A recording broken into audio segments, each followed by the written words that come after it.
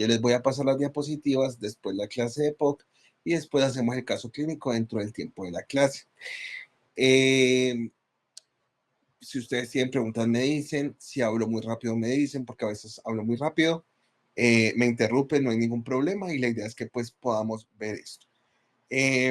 Vamos a iniciar con una serie de preguntas, listo, para que ustedes me vayan respondiendo según la pregunta pues que les hago.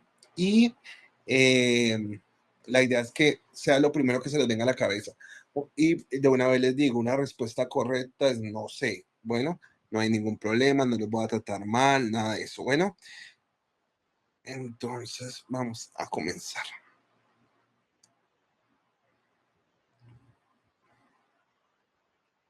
Listo.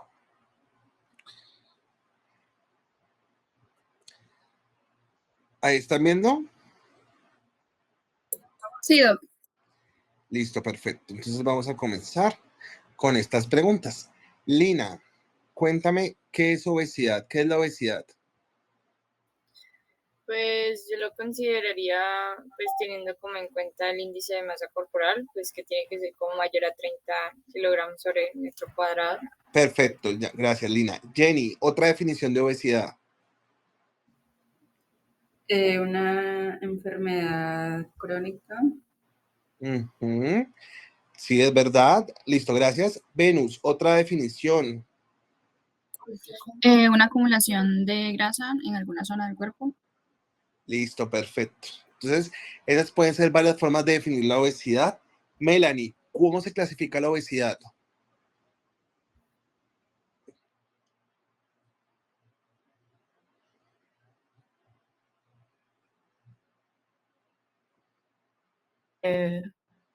No sé,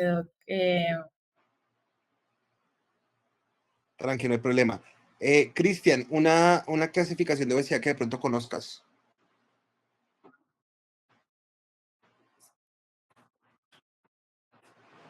Listo, perfecto. Lisette, ¿otra clasificación que conozcas de pronto?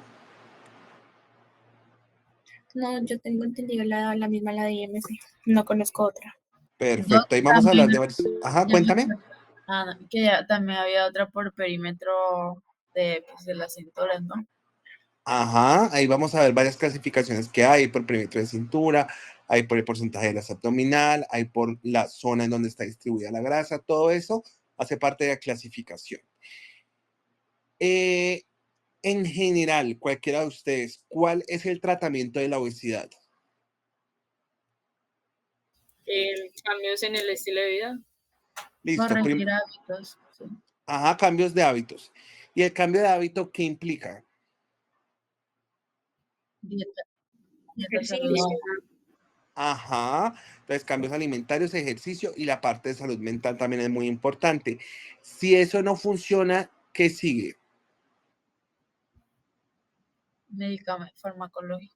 Ajá, farmacológico, perfecto. ¿Y si lo farmacológico no sirve? Pues Cirugía. Cirugía. Listo, eso es como lo que tenemos que tener en la cabeza. Primero es salud mental, la parte de nutrición, la parte de actividad física. Sí, igual eso es transversal, pero si eso no es suficiente, entonces nos ayudamos con medicamentos en algunos casos. En otros sí pasamos directo a cirugía dependiendo pues del caso. Y si con medicamentos no funciona, pues vamos a cirugía, ¿cierto? Pero resulta que van a ver que esto no es simplemente decir, ay, sí, hágale de una, perfecto para cirugía. No. Así el paciente tenga un IMC de 50, pues que uno dice, este paciente con cirugía es que va a bajar, no importa, no debemos hacer eso de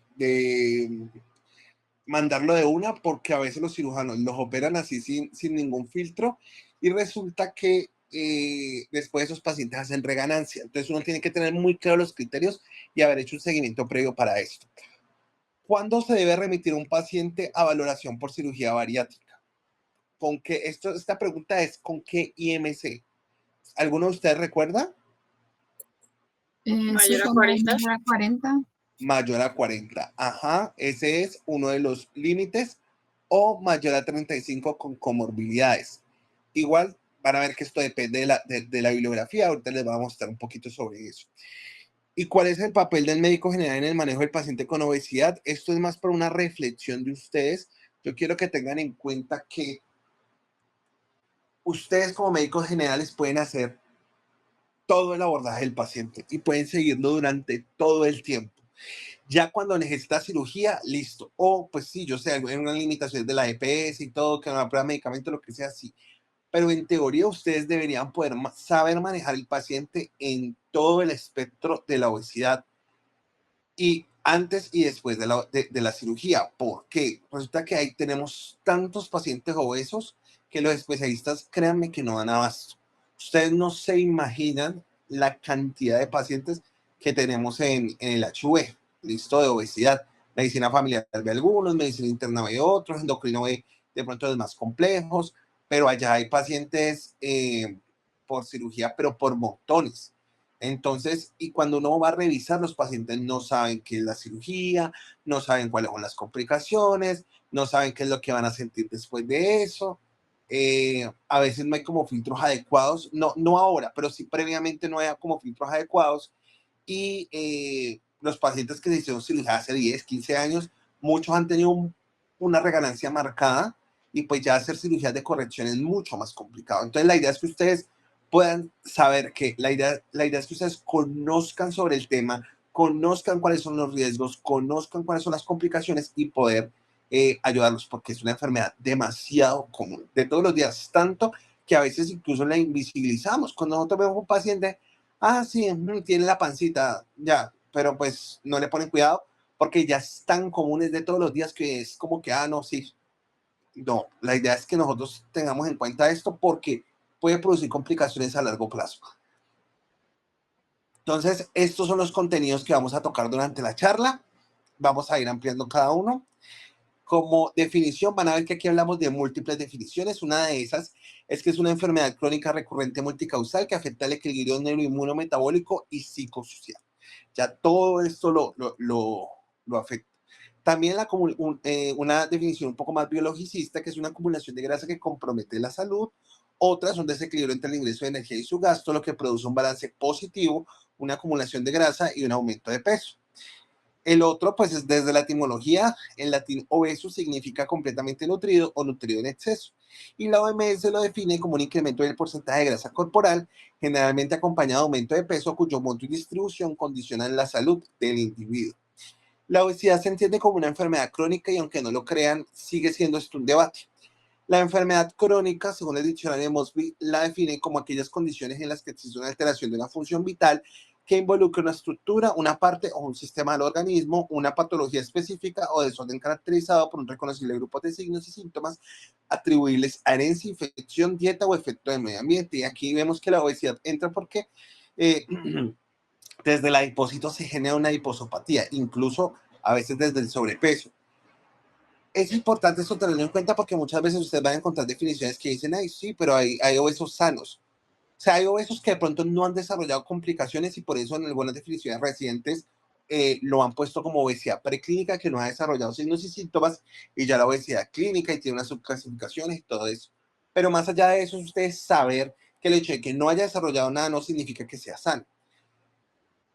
Y eso entonces requiere un cambio de paradigma del médico que juzga al paciente y lo culpa por su obesidad a tener una responsabilidad compartida como sociedad, porque la sociedad es obesogénica. ¿Ya? Si ustedes ven todo lo que nos bombardean en mercadeo, en publicidad, además del sedentarismo que manejamos nosotros en general como sociedad, pues sí, se está teniendo una tendencia a ser un poco más fit y qué tales, pero pues realmente como una moda, incluso están yendo al otro lado de la vigorexia y todo esto, más que realmente el estar sanos. Entonces, es importante pues llevar ello a nuestra práctica clínica y no juzgar a los pacientes. Sabemos que tenemos un modelo muy paternalista en ocasiones, pero la idea es nosotros poder generar un diálogo con el paciente, porque a veces nos vamos por los dos lados. O uno es que somos muy duros con el paciente, u otros que somos muy flexibles. Y resulta que esa cuerda hay que tenerla como un jale, un suelta y jale. Entonces, tenemos que tener ahí como dialogar con el paciente, explicarle, acompañarlo. No somos los amigos, pero tampoco somos jueces y tenemos que tratar de dar nuestro mejor servicio, pero de una manera pertinente también.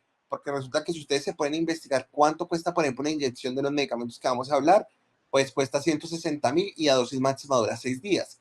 incluso puede costar más. Entonces, pues eso, dárselo a todo el mundo, el sistema se quiebra, ¿ya?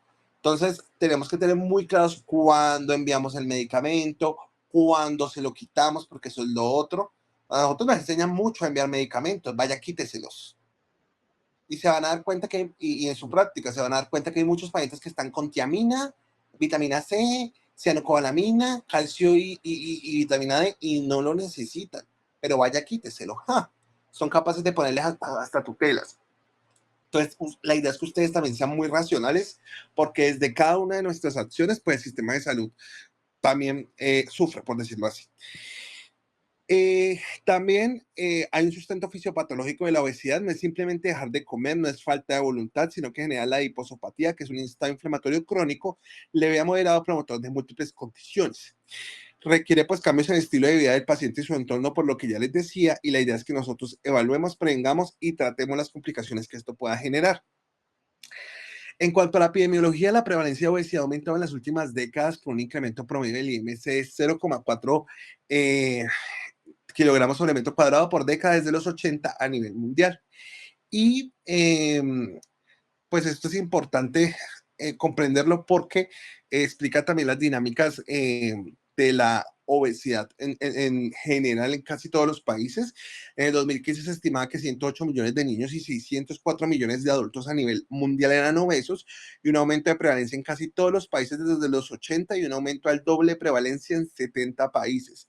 En Estados Unidos, del 88 al 2016, la prevalencia de obesidad pasó de 22.9% a un 39.6%, es decir, casi se dobló. Y del 2007 al 2011, la prevalencia de obesidad grado 3, es decir, de un IMC de 40, pasó de un 5.7 a un 7.7%.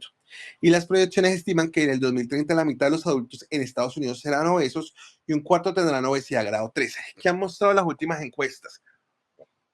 Por primera vez en décadas, disminuyó el porcentaje de la población con obesidad, lo cual, pero fue muy levemente, ¿no? Pero pues igual, pues es un hito histórico, lo cual atribuyen a estos medicamentos como el Ozempic, como el Mounjaro, que son semaglutide y tirzepatide, y hay otros medicamentos que están en camino, pero pues igual siguen las cifras muy altas, y la idea es poder hacer una intervención de esto a nivel global, y pues no se puede dejar de seguir porque igual, dadas las restricciones farmacológicas que tenemos con estos medicamentos, porque muchos de estos se producen y los sustratos son desde Rusia, entonces ha disminuido su distribución, y por eso hubo pues una disminución de su distribución en muchos países. Solo que en Estados Unidos, pues evidentemente porque es un mercado mucho más costoso, pues a ellos les convenía tenerlo allá. Pero por ejemplo en Colombia una disminución muy marcada de estos medicamentos, y por muchos sustratos y muchos temas económicos, pues ha habido un desabastecimiento importante acá en Colombia. También entender que el sobrepeso y la obesidad son el quinto factor de riesgo que genera mayor mortalidad en el mundo, y en Colombia es el tercer factor de riesgo, solo superado por la hipertensión y el tabaquismo. Causa mayor mortalidad que la desnutrición, y en el estudio sobre carga de enfermedad crónica no transmisible en Colombia señaló que en el 2014 fallecieron más de 100.000 personas por enfermedad isquémica coronaria, enfermedad cardiovascular, cáncer, diabetes y EPOC, que también es un contribuyente para su empeoramiento, o es parte de su génesis, el sobrepeso y la obesidad. Tenemos la encuesta nacional de la situación nutricional en Colombia, que se hace cada 5 años. En el 2020 no se hizo, o no se, sí, básicamente no se hizo supuestamente por pandemia, pero igual pues hay otros temas allí asociados. Pero la idea es que esto habla sobre muchas cosas a nivel país, y desde ahí parten muchas políticas públicas. En este caso, se encuestaron pues a personas de 18 a 64 años, y que encontraban que el exceso de peso, entendido como sobrepeso y obesidad, era en total de un 46,1% en 2005 y pasó a ser un 56,4%, que de sobrepeso pasó de un 32 a un 37%, y de obesidad de un 13 a un 18%. Estas cifras son del 2015. Falta que salgan las de este año, se supone que a final de año lo publican, pero porque en el 2025 lo hicieron, pero realmente se espera que estas cifras sean mucho mayores ahora. Incluso estudios, pero son muy pequeños pues para decir dimensión país como estos, pero por ejemplo hay localidades en Bogotá donde el 60% de los adultos tiene obesidad, no es sobrepeso, es obesidad. Entonces este es un problema grande que vamos a tener y que tenemos todos en nuestro. También hay que entender el costo, podemos ver cuánto cuesta una enfermedad por paciente, ¿cierto? Digamos que, por ejemplo, el cáncer de riñón cuesta 194 millones por paciente. Esto es de la cuenta de alto costo del 2018, evidentemente ese costo ha aumentado. Pero ¿cuántos pacientes con cáncer de riñón tenían en ese momento? 1.162. Y vemos hipertensión y diabetes. En ese momento hipertensión era 1.600.000 costaba al año y había 1 millón de pacientes con hipertensión. Hoy en día, tanto el costo como la cantidad de pacientes ha aumentado y eso hace que sea muy alto el costo para el sistema de salud. Por eso es importante nosotros tener todas las medidas para prevenir que el paciente desarrolle sobrepeso o obesidad y si ya la tiene, poder hacer que el paciente baje de peso porque obviamente esto baja la probabilidad de que tenga estas condiciones. En Colombia, 1,8 millones de pacientes con enfermedades crónicas no transmisibles están por exceso de peso y la atención de esta población para el Sistema General de Seguridad Social en Salud tiene costo aproximado de 5,7 billones de pesos anuales y esto equivale al 14,1% total de los recursos en salud. En ese año, en 2018, el costo promedio de cada paciente era 3.200.000 pesos y 270.000 pesos aproximadamente mensuales. Ahora vamos a hablar de los factores de riesgo. Entonces, el ser obeso en la infancia aumenta la probabilidad de ser obeso en la adolescencia y la adultez. Esto se asocia a si el paciente fue macrosómico o tuvo bajo peso, si el progenitor tuvo obesidad o tiene obesidad, la edad menor al inicio del sobrepeso, obesidad y la severidad de la obesidad, porque entre menor sea esa edad en la cual comenzó y mayor sea la severidad, pues peor va a ser el pronóstico. La trayectoria del IMC durante la infancia y la adolescencia, es decir, si se mantuvo en esa obesidad durante este tiempo. Los factores ambientales, principalmente pues determinados por estilo de vida sedentario o ingesta calórica mayor a sus necesidades. Las bebidas endulzadas con azúcar, que por eso se han hecho tantas políticas para quitar esto, sobre todo del alcance de los niños en los colegios.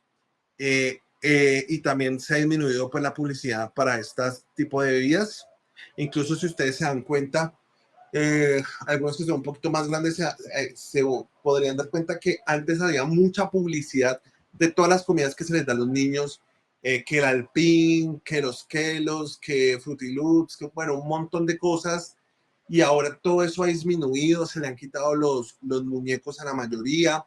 Por ejemplo, el Choco Crispies era con Melvin un elefante gordo, ahora parece que lo hubiera hecho la bariátrica Melvin porque es un elefante delgado, todo este tipo de cosas que tratan de no hacer apología a la obesidad y de que tampoco ellos pueden, porque antes había como Copa Kellogg's o cosas así, ellos ya no pueden, este tipo de industria promocionar eventos deportivos de los niños y varias cosas así.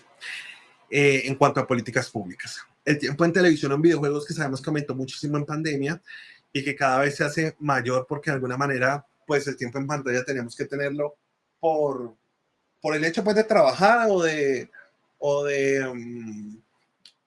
estudiar y pues que en los niños en pandemia básicamente era la única forma de distraerlos. El sueño, que también el hecho de dormir poco, dormir mucho también puede aumentar el riesgo de obesidad. Los medicamentos como antipsicóticos, algunos antihipertensivos, la insulina, todo esto nos puede aumentar el peso, puede propiciar. Y otros como el microbioma intestinal, las toxinas y los virus, que eso está aún en investigación. En cuanto a factores genéticos, tenemos factores poligénicos, múltiples genes que pueden condicionar una enfermedad que aún está en estudio. La obesidad sindrómica, como por ejemplo síndrome de Prader-Willi y síndrome de Angelman, que son de lesiones del cromosoma 15, donde los pacientes tienen una obesidad importante. Y la obesidad monogénica como déficit de leptina, donde el paciente se le disminuye esta incretina y pues genera que haya pues más posibilidad o genera pues una hambre insaciable. Desórdenes endocrinos como el hipotiroidismo, pero ojo, esto es que sube, a veces suben 1 o 2 libras, pero no es que subí 25 kilos por el hipotiroidismo, no, ya, eso tampoco. El exceso de cortisol, usualmente pues ese hipercortisolismo hace que también retengan más agua y pues los pacientes se hinchan más, también aumentan de peso y pues hay otras múltiples causas endocrinas y lesiones hipotalámicas adquiridas que también pueden generar esto. Se habla en cuanto a la teoría de la programación metabólica, y es que las influencias nutricionales y ambientales durante periodos críticos en el desarrollo pueden tener efectos permanentes en la predisposición del individuo para la obesidad y la enfermedad metabólica y muchas otras condiciones. Y esto explica la transmisión intergeneracional de la obesidad. A veces uno ve que, obvio, son hábitos, pero uno ve que toda la línea familiar son obesos, y que persisten obesos, y que pues sí, obvio, los hábitos, pero también hay varias cosas allí asociadas en esa programación. Entonces, en la gestación, la hambruna materna en el primer trimestre se relaciona a mayor obesidad, enfermedad metabólica y mortalidad. El bajo peso o pues un alto peso, es decir, macrosómico, para la edad gestacional al nacer presenta mayor resistencia a la insulina, y la menarca temprana, diabetes y preeclampsia en embarazo se asocian a la obesidad en ese paciente al nacer. Y el paciente obeso en la infancia tiende a persistir pues, a lo largo de la vida, y la lactancia materna tiene al parecer un efecto protector para la obesidad infantil. Entonces vemos que hay factores no modificables y factores modificables que se relacionan, pues, interaccionan en el cuidado de estos pacientes. En los factores no modificables tenemos factores intrauterinos como la obesidad materna, el peso gestacional, la diabetes gestacional, factores ambientales intrauterinos y del ambiente intrauterino, perdón, y la epigenética, que interaccionan con el ambiente, que también interacciona con la genética, que pueden ser cosas monogénicas o poligénicas, y esto también pues tiene que ver con la indicidad, porque hay unas indicidades que se asocian más a obesidad. Esto es lo no modificable en teoría. Sabemos que hay el CRISPR y todas estas tecnologías de modificación génica, pero que eso todavía pues no, de pronto no tenemos tan a la mano aquí. Y tenemos factores modificables en la obesidad infantil, como lo son el estatus socioeconómico, los cambios en estilo de vida, la actividad física, dieta, los determinantes paternos como el horario de trabajo y el hecho de que fumen los padres, y el sueño, la duración y si los niños tienen apnea obstructiva de sueño.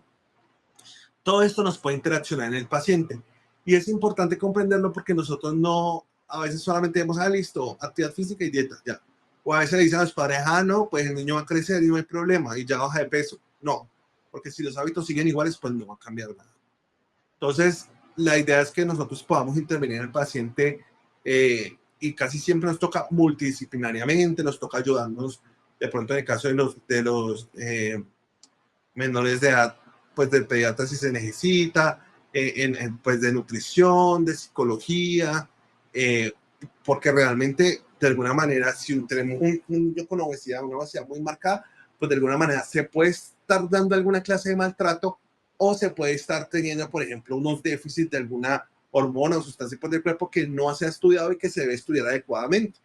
Ya a veces uno piensa, no, es que no sé, los padres son negligentes o lo que sea. A veces puede ser incluso un abuso sexual, entonces el niño quiso o la niña quiso crear una como barrera para que nadie lo mire y nadie lo toque. Pues pueden pasar muchas cosas.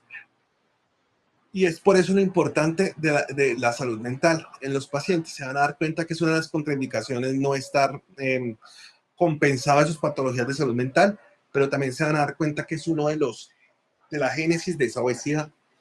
Y son historias bastante dolorosas a veces cuando uno se sienta a hablar con los pacientes. Y de alguna manera, muchos son comedores emocionales, procesan sus emociones difíciles o tristes o felices a través de la comida. Si se sienten tristes, se comen una pizza. Si se sienten felices, se comen una pizza. Si se sienten aburridos, se comen una pizza. Por decirlo así, puede ser cualquier comida.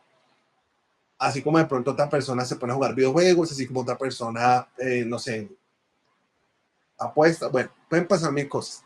Y se vuelve ya un comportamiento un poco patológico. También tenemos en la etiología de los adultos que las mujeres después del embarazo, la ganancia de peso tiende a mantenerse posterior al nacimiento del bebé. ¿Qué pasa? Ustedes saben que hay como unos, o bueno, van a aprender que hay como unos rangos específicos de aumento de peso por peso inicial, ¿ya? Entonces, digamos, si la mujer tiene, no sé, como un bajo peso, entonces tiene que ganar como 1.2 a 1.6 kilos por mes.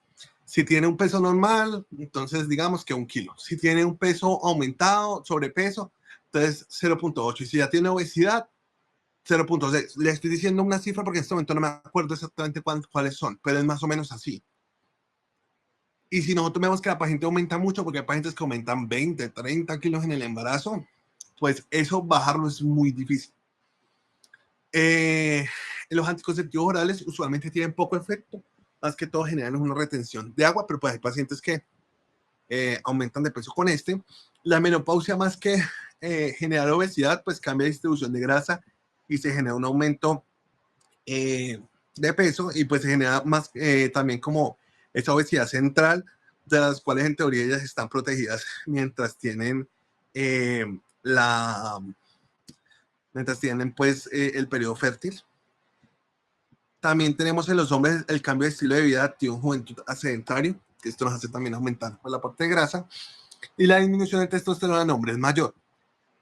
Pero esto es importante entender que los hombres no todos pasan por esa disminución de testosterona, como en las mujeres, que todas pasan por la menopausia, algunas con síntomas, otras sin síntomas. En los hombres se hay una disminución leve, pero ya cuando es muy marcada, pues está generando un hipogonadismo, hay que investigar, ¿ya? Porque eso de la andropausia no es que sea tan normal en los hombres, no. No es lo mismo que en las mujeres. En cuanto a la fisiopatología, en la regulación del peso corporal hay un sistema de retroalimentación que regula el peso corporal y el depósito de lípidos. Y aquí se dan unos procesos celulares necesarios para el gasto de energía, digestión, absorción, transporte, almacenamiento de nutrientes y su subsecuente movilización y utilización como fuente de energía. Y entonces el sistema nervioso recibe las señales sobre el déficit de energía o el aumento en su cantidad de utilización, y de acuerdo a esto inicia respuestas metabólicas y cognitivas de acuerdo a si la comida se necesita y dónde conseguirlo. El problema es que esas señales sobre el déficit de energía o aumentos en la cantidad de su utilización a veces no solamente son metabólicas, sino cognitivas, y las personas también generan respuestas a partir de esto. Entonces, a veces no es hambre, es estrés, es ansiedad, es depresión, etcétera, pero la gente ha aprendido a manejar las emociones así. Por más que el paciente usted lo vea compensado, diga, no, el paciente está bien, no pasa absolutamente nada, es importante que al menos tenga una valoración por psicología, es importante nosotros establecer una relación adecuada con los pacientes. A veces no le cuentan a los profesionales de salud mental, pero sí le cuentan algunas situaciones, problemas, etcétera. Y pues en la primera cita es complicado que se abra. Y hay la importancia de la longitudinalidad, que es que nosotros debemos seguir al paciente en varias ocasiones, poder establecer una relación terapéutica, hablar con ellos. Ellos muchas veces ya ahí nos entregan o nos hablan sobre los problemas que ellos tienen. Importante, hay pacientes que no van a querer bajar de peso, que se sienten felices así como están. Uno puede tratar de intervenir, etcétera, pero no se desgasten. Si ya el paciente dice no, ni de funda, suerte, pues nada que hacer, ¿cierto? Pero si el paciente de alguna manera se abre, da para hablar, etcétera, pues la idea es que nosotros podamos tratar de intervenirlo de una manera adecuada, de una manera que no lo juzguemos, explicarle que no importa si aumenta de pronto el peso para la próxima cita, que aquí lo vamos a recibir, que lo vamos a tratar bien, porque esos pacientes realmente son muy agradecidos allí. También tenemos, y pues sabemos que el aumento en grasa corporal requiere una ingesta de energía mayor que su gasto, y que la estimación de cada una va más allá del conteo de calorías y se fundamenta en la genética y en la epigenética. Todos conocemos a alguien que come y come y come y no engorda, y de pronto uno come lo mismo que esa persona y uno sí engorda, ¿cierto? Y tenemos que hay una pobre adaptación al cambio de peso. La disminución de peso lleva a una disminución del gasto de energía total. ¿Y a qué se refiere esto? Resulta que si ustedes piensan evolutivamente, tiene todo el sentido del mundo. Nosotros no, como humanos primitivos, no comíamos necesariamente todos los días. Eso generaba que nosotros hubiera ocasiones en las cuales no teníamos comida y bajábamos de peso. Si nosotros, como subimos de peso, bajamos de peso de fácil, realmente pues nos desnutriríamos. La idea es que nosotros, cuando bajemos de peso, el cuerpo de alguna manera haga que no baje más. Entonces, de alguna manera, el cuerpo lo que hace es que se gasta menos energía, entra como un ahorro energético para hacer la misma actividad. Y esto hace que incluso una persona previamente obesa requiera 15% menos calorías para mantener un peso corporal normal respecto a una persona con la misma composición corporal que nunca fue obesa. Y se explica porque se estimulan hormonas que estimulan el apetito, disminuyen las que inhiben el apetito, y se genera como, por eso es un efecto termostato que hace que, sí, listo, bajaste este peso, pero queremos volver a subir allí, porque lo normal es estar en ese peso, por decirlo así. Entonces, pues eso hace que las personas siempre tengan que seguir haciendo, pues que tengan que seguir haciendo ejercicio, que tengan que cuidarse mucho, porque si no lo hacen van a volver a tener el mismo peso. Y creo que todos hemos tenido un paciente así, que bajó de peso en su momento, etcétera, pero después otra vez lo ves igualito a como estaba antes o incluso peor. Y esto puede persistir pues por varios años. En cuanto al microbioma intestinal, simplemente saber que hay como algunas proporciones de bacterias específicas que se creen podrían, o sea, de alguna manera podrían generar que el paciente tuviera ese aumento de peso, que persistiera con ese peso aumentado, o hacer que el paciente bajara de peso. Incluso también hay estudios sobre trasplante fecal, pero pues eso no es que haya arrojado grandes conclusiones, todavía hay muchas cosas en investigación. En cuanto a los determinantes del gasto de energía, el gasto de energía aproximadamente se da por 70% del gasto metabólico basal, 10% por la respuesta térmica a los alimentos y 20% de actividad física y ejercicio. Sabemos que si hacemos poco ejercicio, podemos tener un bajo gasto de energía y podemos promover el aumento de peso, pero para eso, pues la idea es que nosotros tengamos una actividad física entendida como básicamente movernos, ¿ya?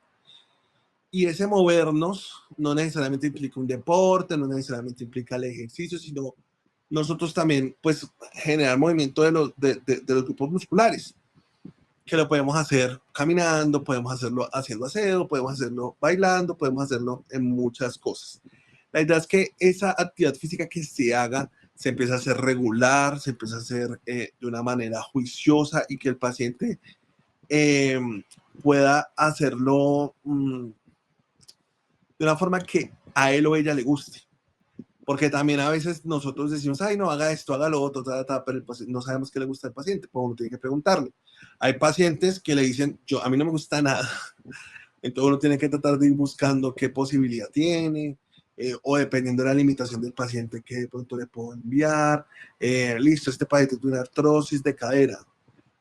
Pues mandarlo a tratar, no puedo porque le va a doler y de pronto no lo va a hacer, tiene riesgo de caída, bla, que se fractura de cadera, tal. Bueno, ¿qué puedo ponerlo a hacer? Ah, no, una estática, por ejemplo. Ah, que no, que la estática no. Ah, bueno, de pronto una piscina. Ya, vaya, camine en la piscina. Ni siquiera les estoy diciendo nada, camine. Y eso les puede ayudar mucho. ¿Ya? Ah, que ejercicios en tierra, que en el piso, que levantar las piernas. Bueno, buscar la manera en la cual el paciente pueda hacer como de alguna manera adherente, que le guste y que pues de alguna manera se pueda generar. Además, porque los pacientes cuando hacen ejercicio, esto hace que estén más calmados, que estén más tranquilos, en pues, esa sensación de bienestar y explicarles que obviamente esto es poco a poco, esto no es que mañana empezó a hacer pues 3 kilómetros diarios caminando, no, sino que es muy paulatino porque si no se van a deprimir rapidito. Eso de que, uy, sí, como cuando usted va a empezar dieta o por ejemplo así a comer mejor, desde mañana solo ensaladas, sin arroz, solo a proteína, solamente asada, bueno, mejor dicho, de una manera pues que las Kardashian estarían felices de ver eso, pero claro, usted en 3 días ya está mamado y no quiere hacer nada de eso. Y lo único que quiere es volver a comer lo que comía antes. Entonces los cambios tienen que ser paulatinos, así como el paciente no subió de peso en 5 minutos, no va a bajar de peso en 5 minutos. Entonces se ha demorado años en subir ese peso. Entonces no lo va a bajar rapidito en 3 días. En cuanto a la distribución corporal de grasa, pues tenemos que hay distribución de grasa visceral y subcutánea y esta tiene determinantes genéticos. Entonces, los esteroides gonadales pues juegan un papel muy importante. En la pubertad los hombres disminuyen la masa grasa y aumentan la muscular y las mujeres aumentan la proporción de grasa relativa con respecto a la muscular. Y es por eso que se van a dar cuenta que más adelante también hay un punto de corte diferente para decir si hay sobrepeso o obesidad en hombres y mujeres. En la adultez disminuyen los esteroides gonadales y hormonas del crecimiento y aumenta la grasa visceral en hombres y en mujeres posmenopáusicas. Y pues la tasa metabólica y la respuesta térmica a los alimentos son factores heredables. Vemos que la obesidad, desde esa hiposopatía por diferentes vías, puede generar estas enfermedades como diabetes, enfermedad de hígado graso, estetopatitis cirrosis, enfermedad coronaria, enfermedad insuficiencia cardíaca, ACV, enfermedad renal crónica, que todas estas son usualmente desde vías metabólicas, pero también desde la compresión por el peso se puede generar. la hipertensión, se puede generar esa compresión sobre el tejido de la faringe que hace una obstrucción y se da la apnea obstructiva del sueño, la carga mecánica sobre las articulaciones que nos puede producir la osteoartritis y el aumento de la presión intraabdominal que nos puede generar reflujo gastroesofágico, esófago de Barrett, que es una lesión premaligna, y el adenocarcinoma esofágico. Pero puede generar otras muchas condiciones, ¿listo?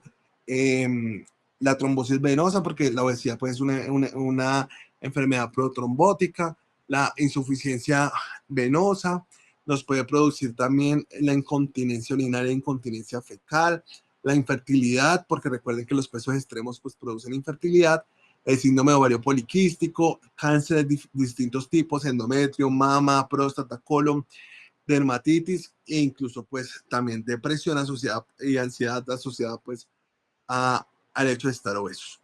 Esta clasificación del IMS se las quise traer porque es la que aparece en la Asociación Colombiana de Cirugía Bariátrica. Para ustedes, o sea, para que sepan que existe, ellos después de 50 la llaman superobesidad y después de 60 superobesidad. Pero realmente esto en la literatura en general no está. Usualmente, ¿cómo está?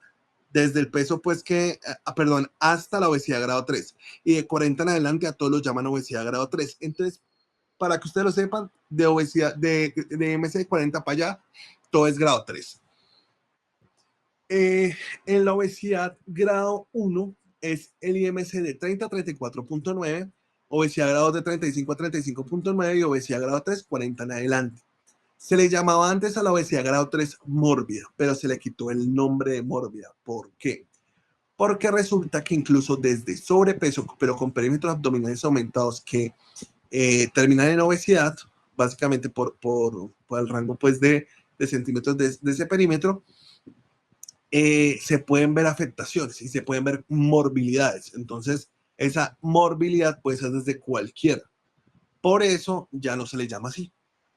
Y simplemente se le dice obesidad grado 3 y ya.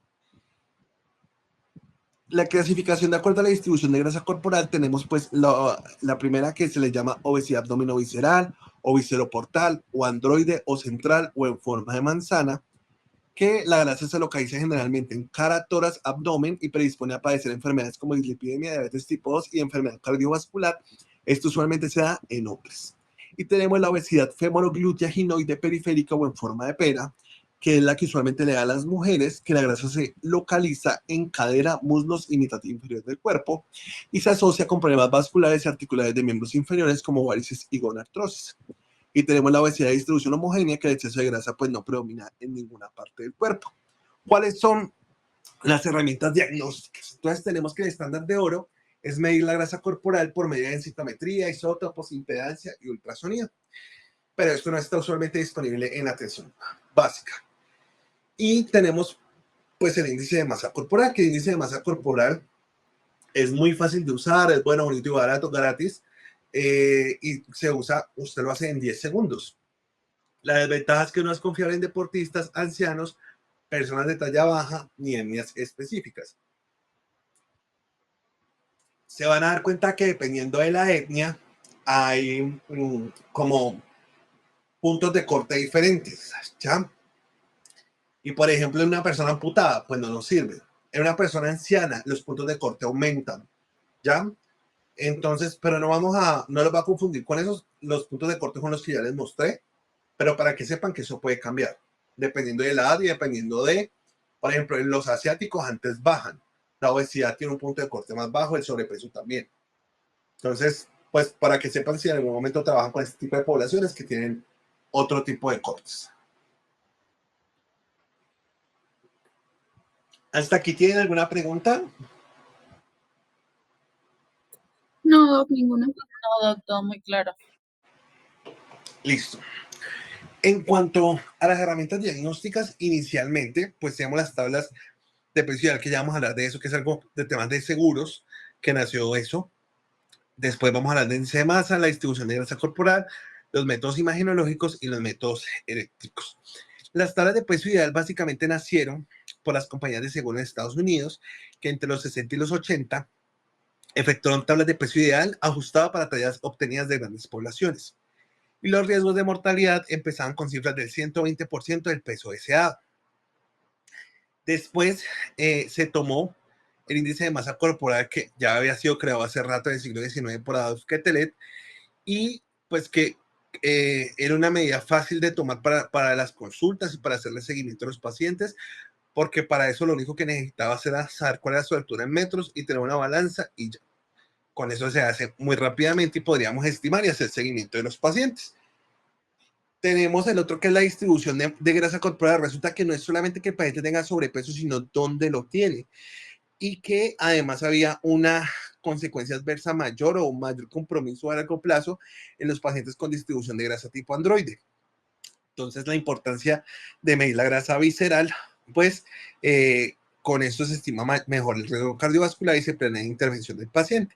Para esto nacieron intervenciones como la medición de pliegues cutáneos con el plicómetro, que el plicómetro, si ustedes lo buscan, eso todavía se sigue usando, pues se busca determinar el grado de adiposidad de los sujetos y se estima la grasa corporal a partir de coger o agarrar pliegues corporales y medirlos en todo el cuerpo, y con eso pues uno lo mete como en un Excel, una fórmula, y sale cuánto porcentaje de grasa corporal, cuánto de masa grasa, todo esto. Pero realmente, si ustedes se dan cuenta o lo han tratado de hacer en algún momento, es difícil de hacer, requiere mucho entrenamiento, hay mucha variabilidad intraobservadora, entonces realmente pues no es, teniendo las herramientas que tenemos hoy en día, no es lo más confiable de hacer.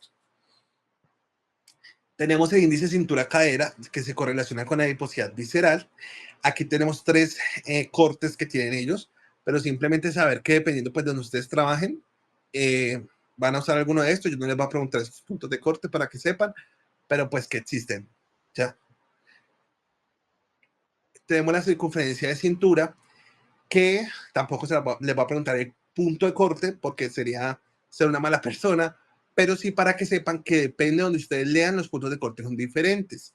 Esta se correlaciona con síndrome metabólico, mortalidad total y mortalidad por enfermedad cardiovascular.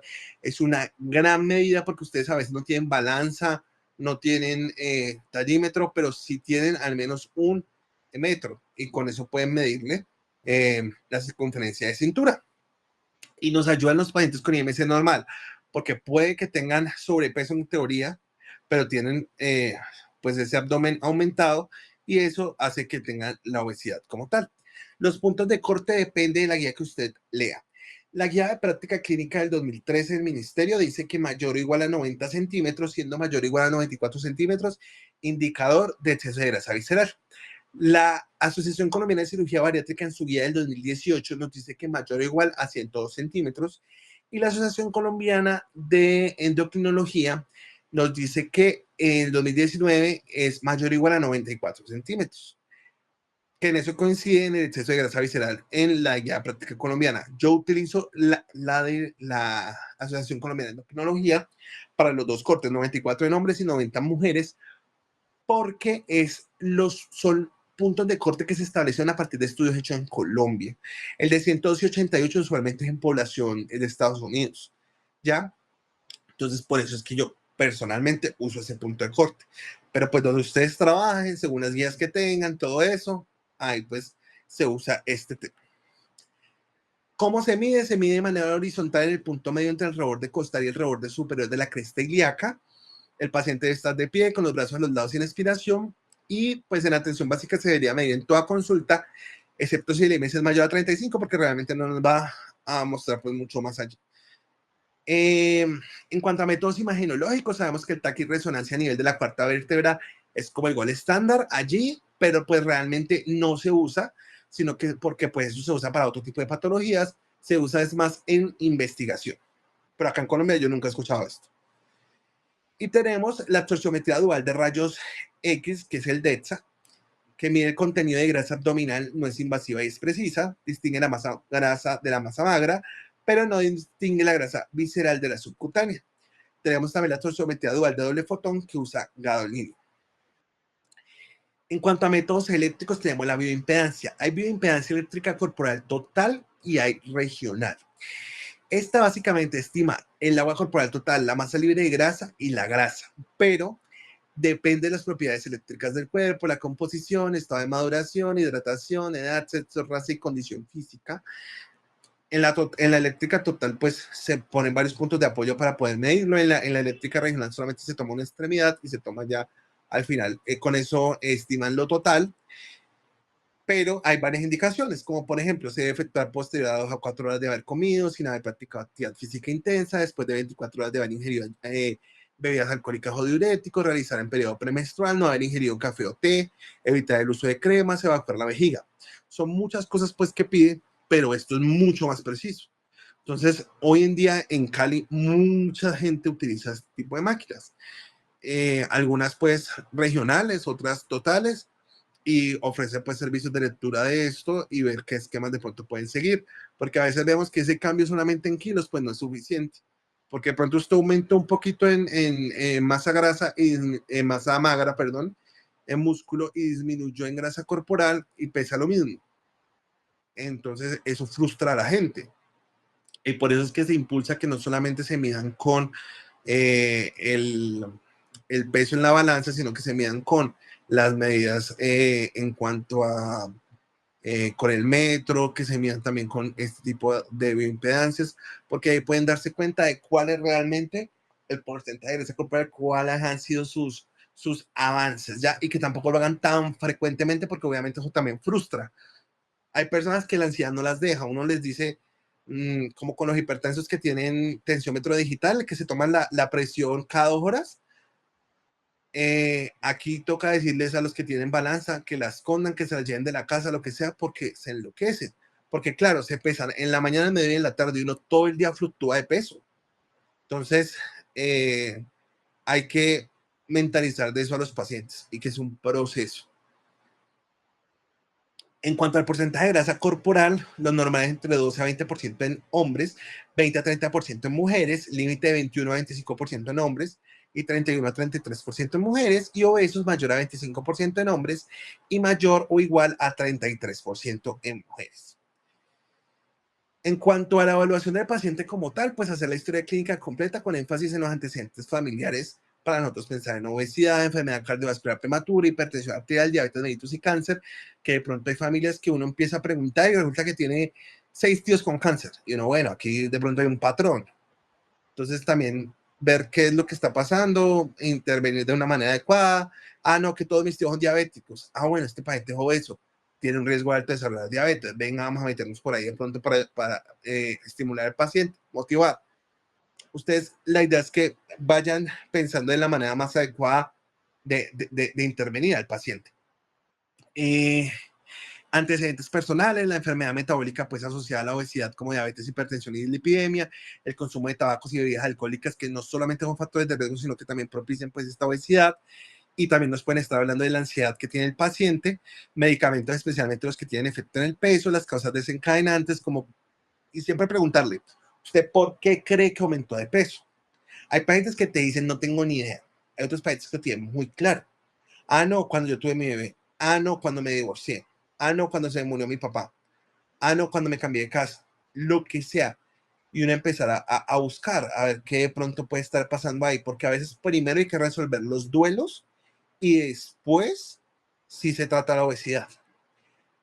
Y a esto les digo también porque hay personas que tienen antecedentes psiquiátricos que no están compensados o que no se han investigado bien o que no se han como manejado de la manera adecuada, y estos pacientes son muy difíciles de manejar.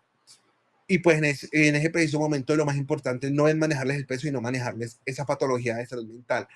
A mí una vez me mandaron un paciente esquizofrénico, pero psicótico, de aquí a Japón para que le mandáramos pastas o medicamento inyectable. Y el paciente ni siquiera se tomaba los medicamentos de la esquizofrenia y estaba en hospital día, pero estaba súper psicótico. O sea, yo nunca he visto un paciente tan psicótico fuera un servicio de urgencias o fuera de hospitalización. Y, y pues evidentemente no le mandamos nada de eso y lo devolvimos a su hospital día.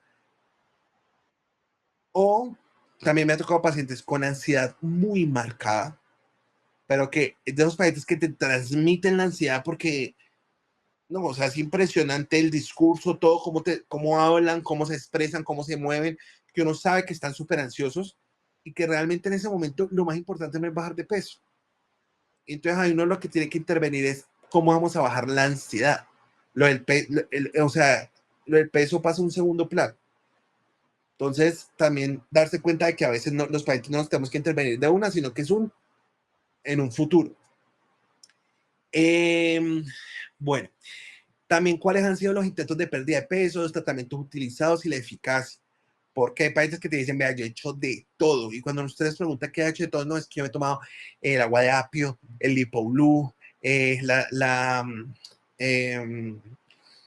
he tomado, no sé, sangre de Draco, la chuchuguasa. Bueno, un poco de cosas que uno dice, Dios mío, ¿qué han hecho esos pacientes? Pues nada realmente. Entonces, ahí pues nosotros decimos, primero hagamos la parte de la actividad física y el ejercicio y vemos lo demás. Hay pacientes que sí han hecho actividad física y ejercicio. Entonces tiene que preguntarles cómo la han hecho, cada cuánto la hacen, todo, porque los pacientes a veces no han hecho adecuadamente, dependiendo también de las capacidades. Ustedes se van a dar cuenta que hay pacientes que por sus capacidades limitadas uno les dice, no, venga, camine inicialmente, o hay pacientes que tienen un IMC muy alto y primero hay que mandarlos a terapia de rehabilitación cardiovascular. Eso es dependiendo del paciente. Usualmente pacientes con IMC mayor a 40 se tienen que mandar a terapia de acondicionamiento físico, porque esos pacientes empezar a hacer ejercicio de puro pan dulce, ay, si vaya solo, pues a veces puede ser peligroso con ellos. Pero digamos un paciente con IMC menor a 35, pues usted puede empezar a recomendarle. ¿Qué le recomiendo a ustedes? No manden ejercicio, actividad física de contacto, o sea, por ejemplo, fútbol, porque pues el paciente, pues sí, puede ser muy chévere y todo eso, pero el paciente se puede lesionar muy fácil.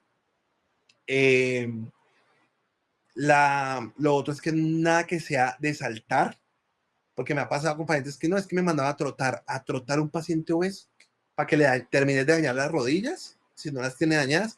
Entonces, o sea, tener como un poquito de conciencia de qué tiene el paciente y también ver las comorbilidades. Si el paciente tiene una artrosis en el tobillo, ¿cómo lo vas a mandar a caminar?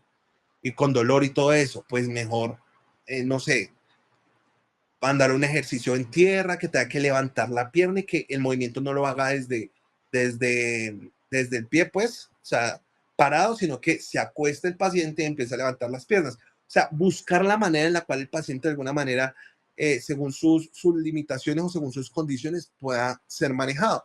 Y como les digo, la estática, la piscina, todo este tipo de cosas que pueden ayudar a los pacientes.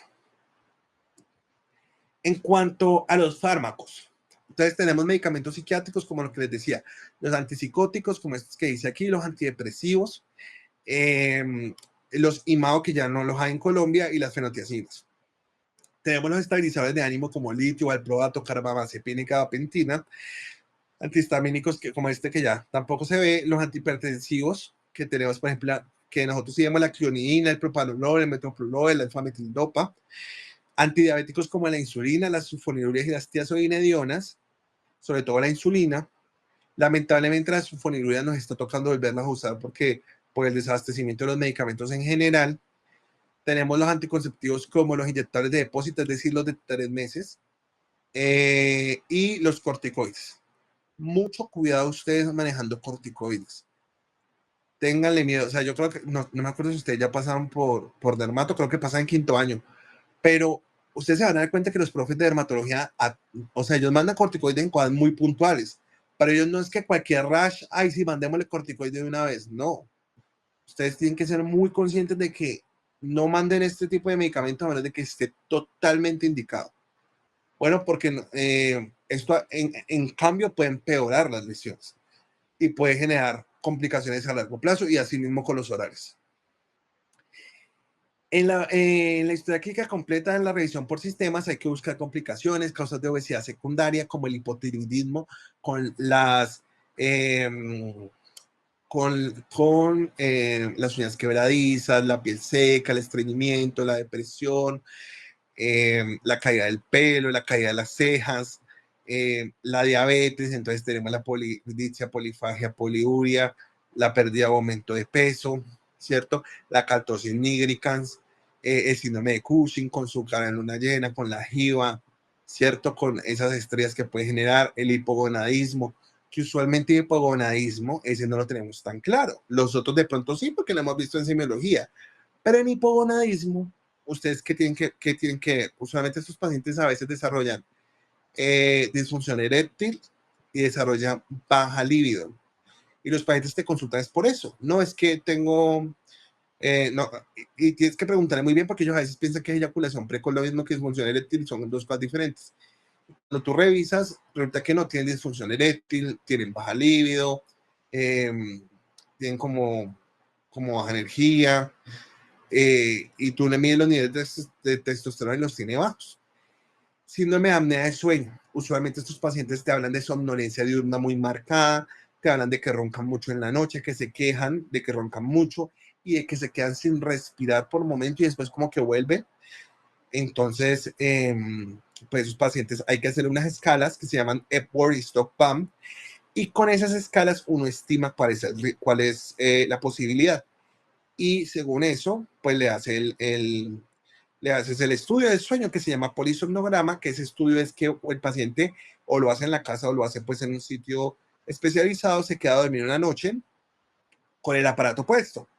Y ese aparato te mide oximetría, te mide en algunos de los polisomnogramas ondas cerebrales, en otros solamente oximetría, pulso, y también si estás haciendo apneas o no estás haciendo apneas. Y con eso pues se dan cuenta si el paciente tiene apnea obstructiva del sueño como tal o apnea central. Apnea obstructiva por la obesidad, porque el peso pues, de la faringe no te deja respirar bien, o central porque tienes alguna alteración en el cerebro.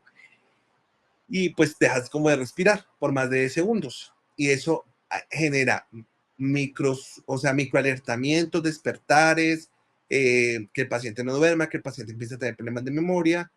Y pues también aumenta el riesgo cardiovascular, conduce a que el paciente tenga más posibilidad de hipertensión, enfermedad coronaria, muerte súbita, etc.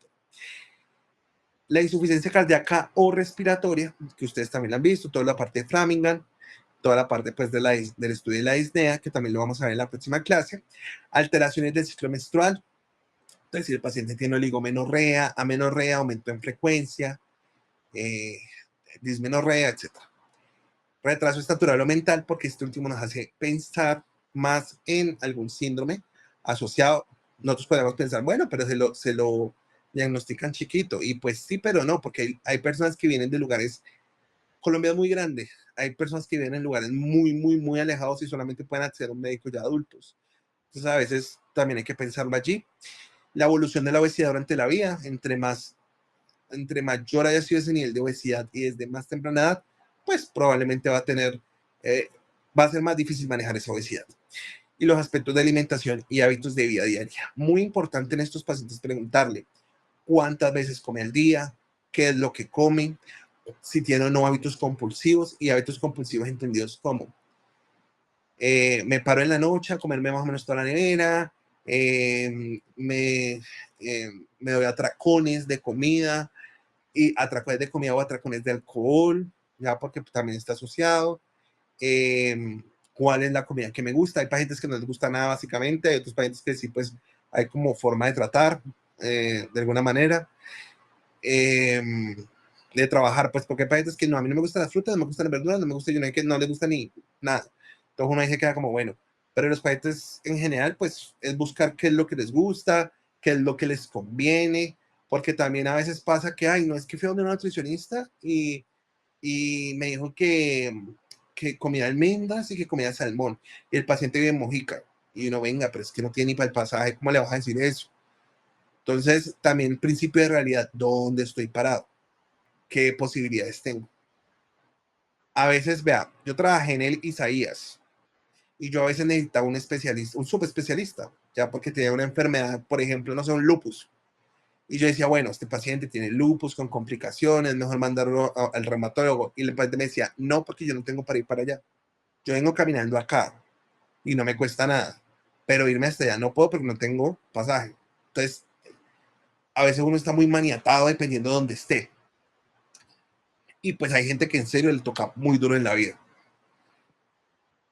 También las situaciones que dificultan el tratamiento, familiares, laborales, interpersonales, tratar de resolverlas primero antes de comenzar el tratamiento o resolverlas paralelamente. ¿Cuál es la red de apoyo? Solo no se puede, es muy difícil. El paciente tratando de hacer dieta y la familia haciendo asados cada 8 días, trayendo dulces, de todo, muy complicado. ¿Cuál es la motivación? Esto es un tema muy interesante porque el motivarse uno mismo a veces es difícil. Si motivarse a veces para estudiar, para estar en una clase a las 8 de la noche escuchando a un profesor hablando de obesidad o lo que sea, pues es difícil. Ahora imagínense con los pacientes. Para escuchar cantaleta o cosas así. Entonces, hay que tratar de motivarlos. ¿Cómo los motivamos? Ah, no, para que no tenga enfermedades. Ah, para que de pronto pueda ver a su hijo graduarse. Ah, para que pueda jugar con su nieto. Lo que sea que de pronto el paciente lo pueda motivar. Uno tratar de llevarlo pues a ese objetivo. Hay gente que de pronto, no, es que yo quiero competir en, no sé, en los juegos del adulto mayor, una cosa así. No, es que yo quiero irme de viaje. No, es que yo quiero caminar en el zoológico. Usted puede parecer una bobada, pero caminar en el zoológico pues es largo. Y de pronto el paciente no puede por la obesidad. Entonces, no, vamos a hacer poco a poco para que pueda recorrer el zoológico. Lo que sea.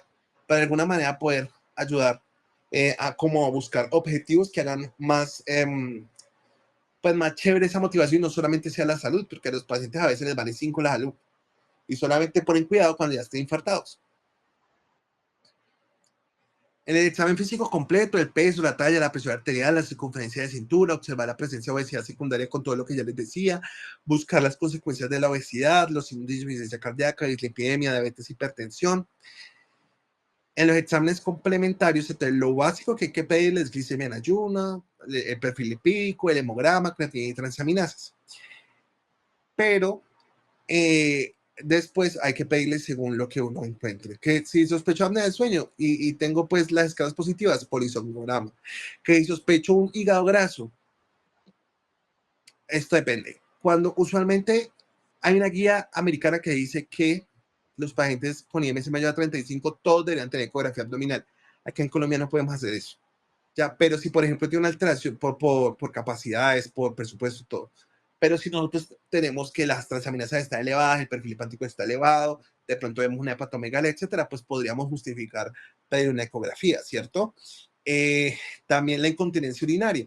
Usualmente primero le pedimos terapia, pero si no mejora, pues pedimos la urodinamia, preduro cultivo. Reflujo gastroesofágico, primero lo tratamos de tratar, pero si no mejora, pues le pedimos su endoscopia o su pH-metría. ¿Que tiene un trastorno psicológico? Pues tratémoslo según con psicólogo o psiquiatra, según corresponda. Todo esto es importante, pues allí, si tiene una obesidad secundaria, es que, por ejemplo, como, no sé, el síndrome de Angelman, el síndrome de Prader-Willi, pues nos toca ayudarnos con genética allí. Bueno, ahora la parte del tratamiento. Entonces, el tratamiento básicamente se basa en intervenciones multicomponentes. Como yo les decía, primero nutrición, actividad física y asistencia en salud mental. Que dependiendo de donde ustedes estén parados, puede ser ayudarse a un nutricionista, de un fisioterapeuta o un deportólogo o un fisiatra, ¿cierto? Algo que yo tenga que le pueda ayudar, o a veces no hay nada de eso y le toca a usted, y que pueda prescribir actividad física de manera adecuada, y la parte de salud mental, que a veces psicólogo, a veces psiquiatra o incluso trabajador social. O a veces le toca también a usted. A veces a usted le toca hacer las tres cosas, a veces se puede como dividir de alguna manera de acuerdo al trabajo que ustedes tengan y los recursos pues que tengan. La idea es que ustedes sigan a los pacientes de 3 a 6 meses con las intervenciones adecuadamente. Si el paciente no mejora, entonces yo ahí empiezo a considerar medicamentos, si no tiene contraindicaciones y todo bien.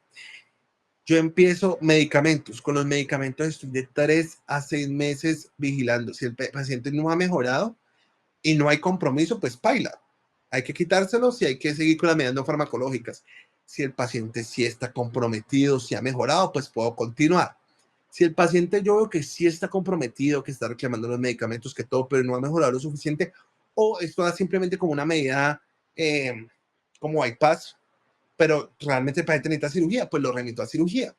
A veces por el IMC tan alto o por contraindicaciones no podemos darle medicamentos y le damos la indicación del seguimiento por el cirujano. El cirujano usualmente lo sigue también por 3 a 6 meses vigilando que realmente esté bajando de peso y allí es donde indican la cirugía. Entonces vamos a ir hablando pues de esto. Usualmente cualquier intervención para pérdida de peso en sobrepeso o obesidad en adultos debe reducir el peso al menos un 5% del peso basal en un periodo de 6 a 12 meses. Pero se van a dar cuenta que ese 5% como meta depende de los estudios, depende de las medidas. Por ejemplo, en lo farmacológico se considera que ojalá en 3 meses baje el 5%. O sea, esa es la meta. Entonces, ¿cuál es la idea? Vincularse a programas de intervención a largo plazo, intervenciones nutricionales de promoción de actividad física y psicológica, realizar plan de alimentación para producir déficit gradual de aporte calórico de 500 a 750 kilocalorías día, muy gradual, dependiendo de preferencias del paciente, objetivos de reducción de peso, presencia de comorbilidades, factores de riesgo, estado de salud, edad, sexo y recursos, y no se recomienda dietas muy bajas en calorías. No sé si ustedes alcanzaron a conocer algo que se llamaba The Biggest Loser, el gran perdedor. Eso era un reality en Estados Unidos que hacía que la gente fuera como campamentos a hacer ejercicio. Y eran como grupos de 15, 20 personas, muy obesos. Les estoy hablando de pesos de 150, 200, 300 kilos. Y los pacientes hacían ejercicio para bajar de peso. Y bajaban en una semana 10 kilos, 12 kilos, 8 kilos. Evidentemente, bajar 8 kilos en un mes es absurdo, es demasiado. Ahora, en una semana es impresionantemente, pues, o sea, es mucho. Y cuando fueron a ver estos pacientes, ¿qué estaba pasando? Están desarrollando desórdenes metabólicos, muchos bajaron de peso, pero volvieron a subir al mismo peso, pocos mantuvieron el peso que lograron bajar. Entonces, realmente así que mejoraran con eso, pues no, hay un documental en Netflix sobre ese tema. Entonces, e incluso les dieron medicamentos para que pudieran como mantener la energía porque eran dietas demasiado bajas, prácticamente no comían nada. 800 kilocalorías no es nada. Entonces, ese tipo de restricción tan marcada no se recomienda tampoco. Según pues el paciente hay que motivarlo a iniciar, mantener o incrementar el nivel de actividad física según su condición basal, así no pierda peso por beneficio en salud.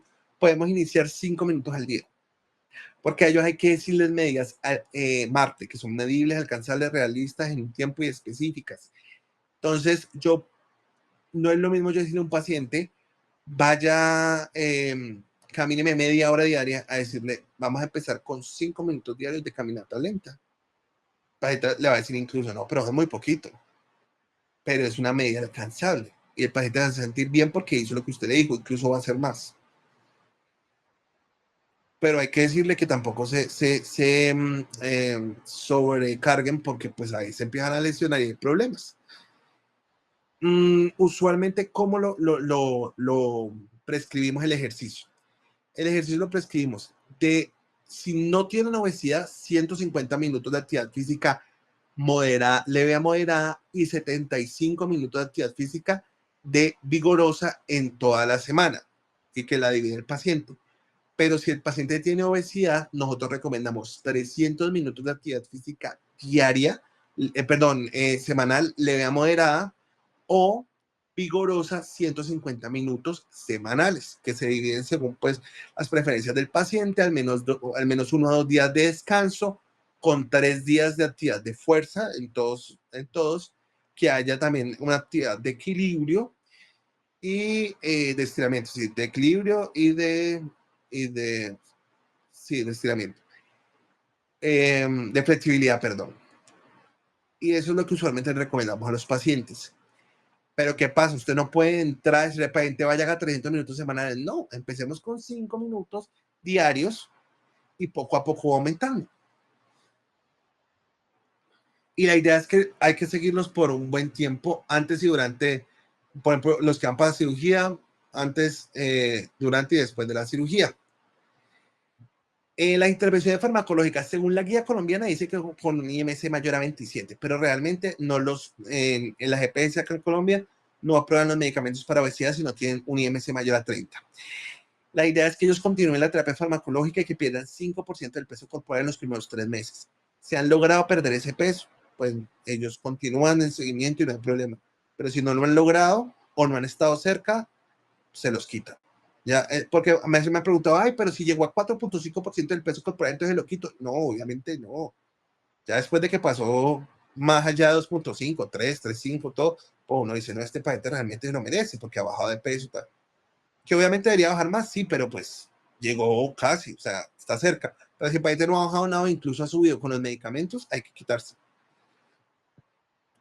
Tenemos dos medicamentos en Colombia aprobados para la obesidad. Tenemos el Orlistat, que es el Disgracil, que es tableta de 120 miligramos 3 veces al día, que se debe suplementar con vitaminas liposolubles, y el liraglutide, que es el Saxenda. Es un lapicero prellenado de 0.6 miligramos diarios subcutáneos por una semana. Se titula luego a 1.2 miligramos diarios por una semana y así sucesivamente 1.8, 2.4 y 3 miligramos. Para la quinta semana ya estamos en 3 miligramos. Y se puede aumentar cada semana o cada 2 semanas de acuerdo a tolerancia del paciente. El Orlistat básicamente lo que hace es que no se absorban pues las grasas, disminuye pues la entrada de esta del intestino. Y el liraglutide Saxenda tiene un efecto incretina que hace que el paciente sienta más saciedad y que se disminuya el vaciamiento gástrico, entre muchos otros mecanismos que tienen los medicamentos. ¿Cuáles son los problemas que estos medicamentos tienen? Distensión abdominal, dolor abdominal, diarrea en los dos y estreñimiento en el liraglutide en ocasiones.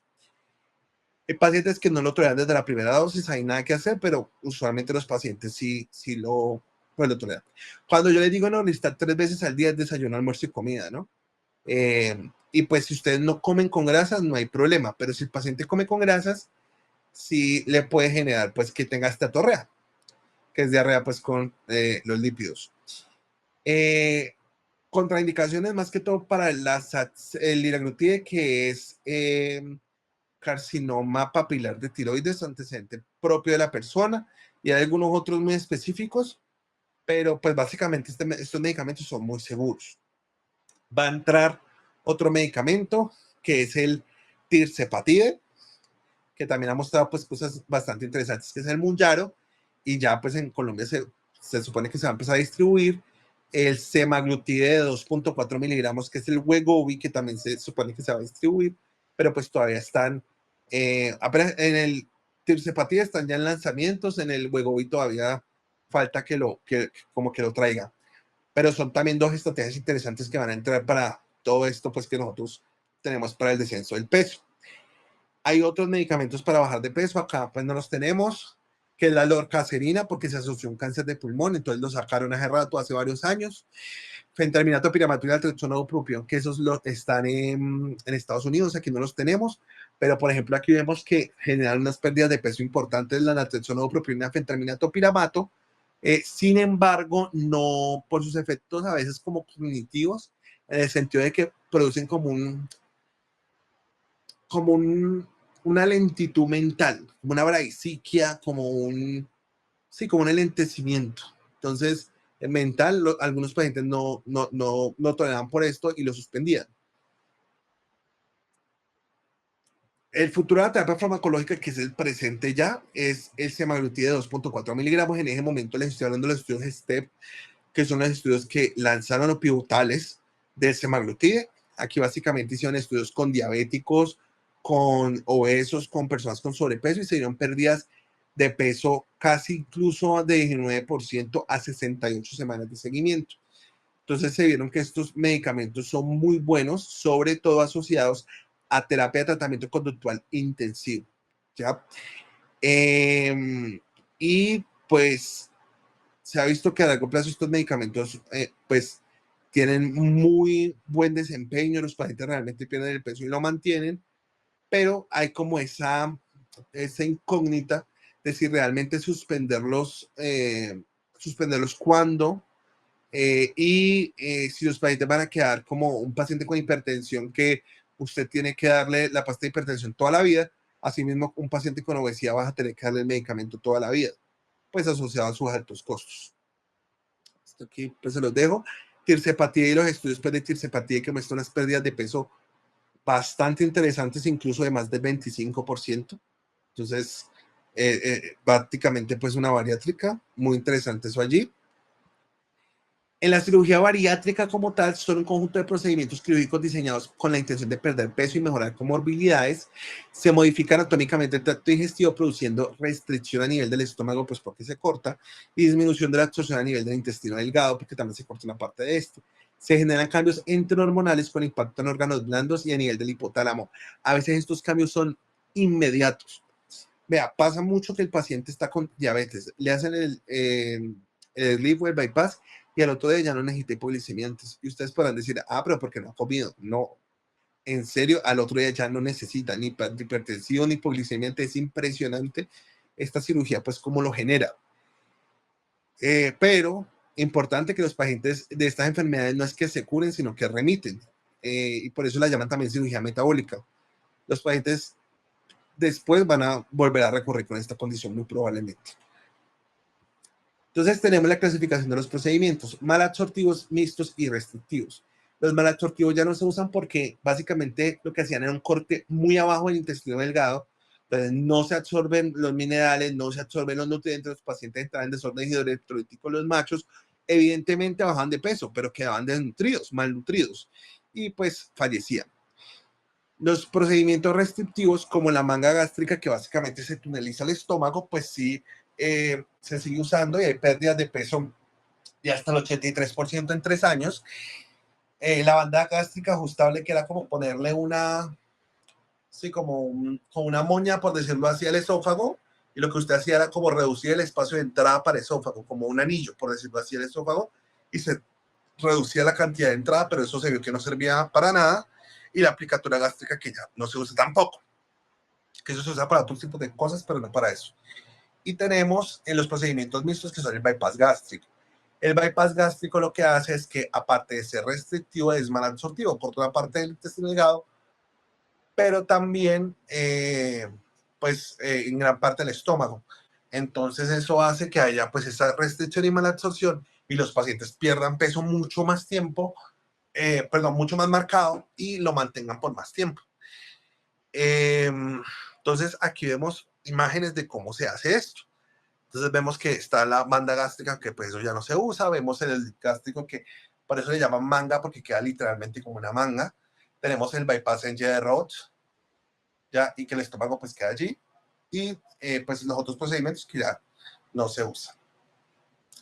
En cuanto a los efectos de la cirugía bariátrica y metabólica, vemos que hay mejoría muy marcada de la diabetes, de los lípidos, de esa inflamación que el paciente tiene. Mejoran todos los parámetros del sistema cardiovascular, hipertensión arterial, función hepática.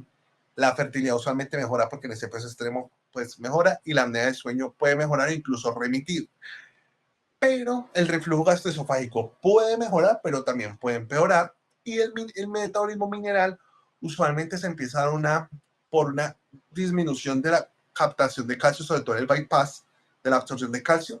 Se puede empezar a dar una desmineralización de los huesos y de los dientes. Esto hace que los pacientes sean más propensos a tener fracturas en los dientes y terminen en corona, y que tengan osteoporosis. Y por eso hay que seguirlos a los pacientes y hay que recomendarles higiene cada 3 meses durante el primer año. Higiene dental.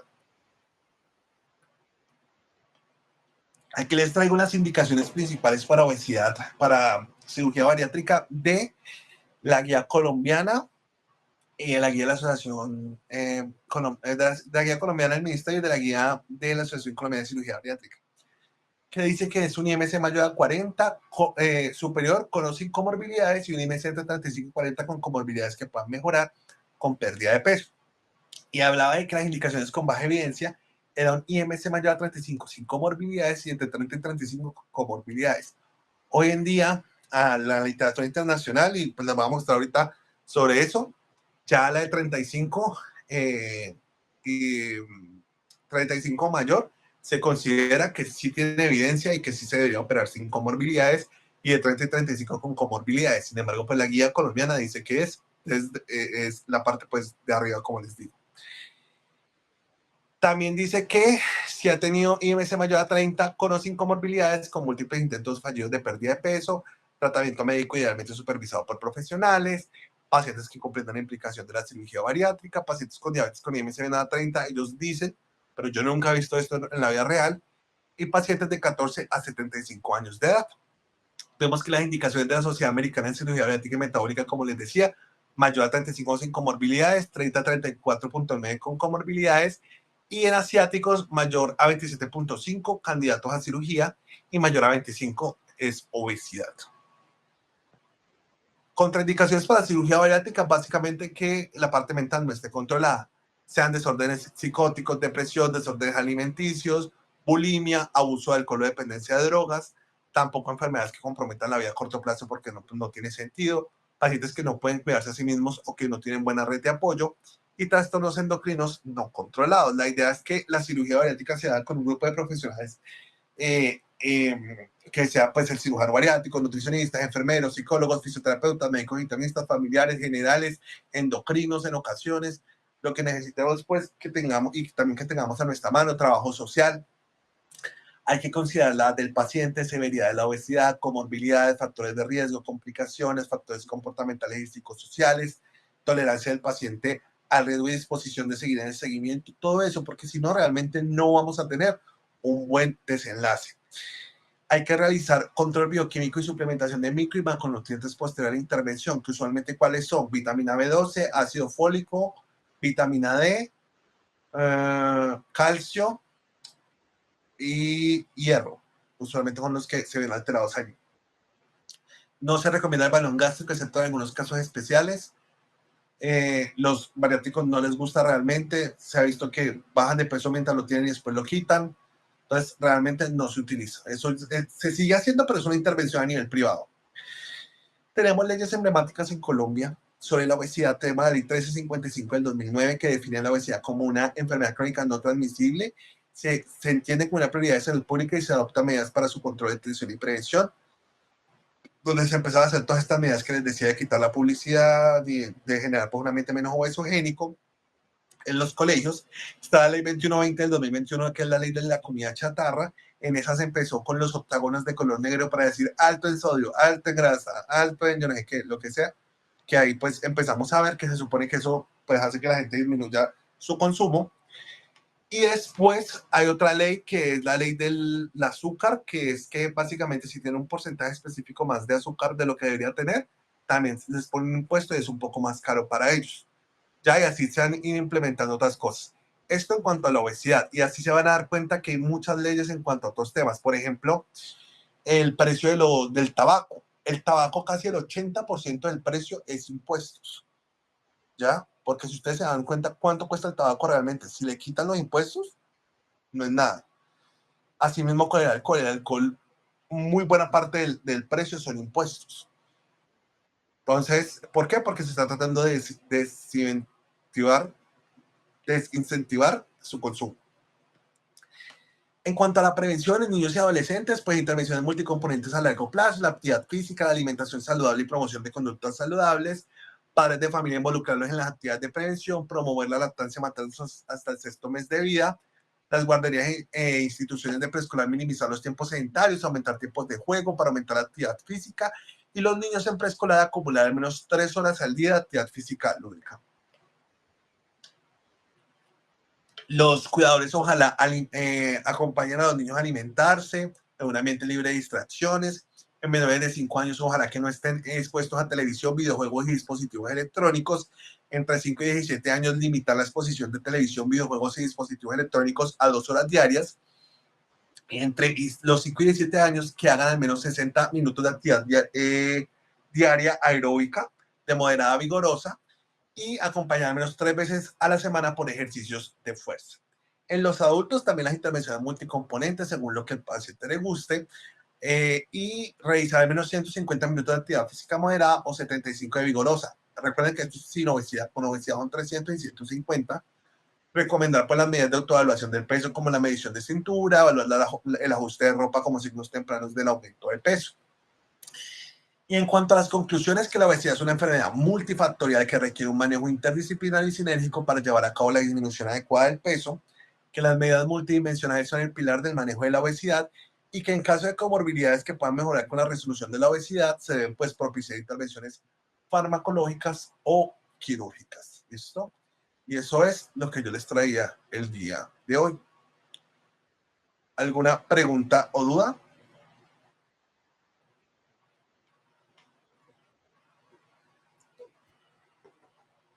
No.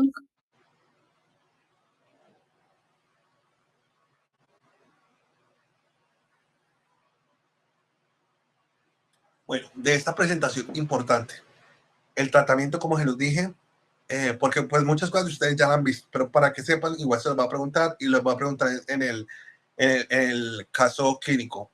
el tratamiento farmacológico, cómo se escala, cuándo se da, cómo se da el tratamiento. Recuerden, primero nutrición, actividad física, psicología o salud mental, 3 a 6 meses, después medicamentos, 3 a 6 meses, cirugía, que haya bajado de peso al menos 5%, y todo esto. Es importante que usted lo tenga en la cabeza porque así van a poder también adecuadamente trabajar en su momento. Cristian, cuéntame.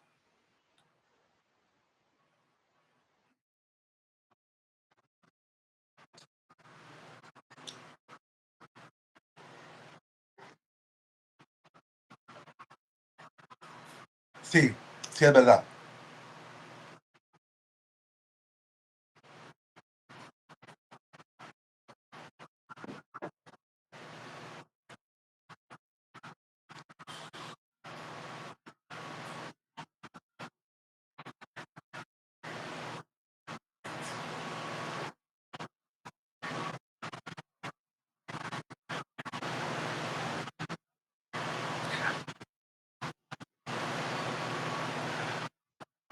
Pues ya si tiene esos 2 medicamentos y no ha mejorado, bueno, usualmente, a ver, nosotros el fenofibrato solamente lo mandamos si tiene hipertrigliceridemia o si no tenemos nada más para darle, por ejemplo, estatinas o es intolerante a las estatinas, entonces le mandamos el fenofibrato solo.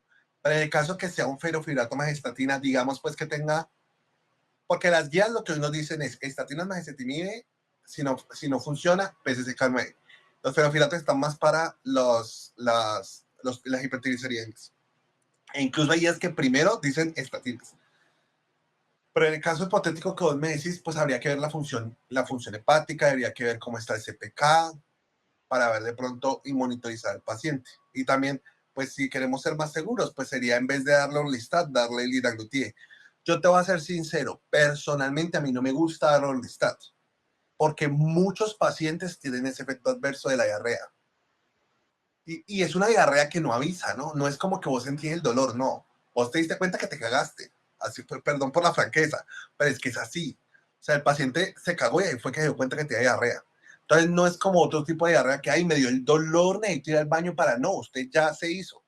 Entonces, a mí personalmente por eso no me gusta el Orlistat. Entonces, realmente, pero habría que ver ese riesgo, pues, que te digo allí en ese sentido.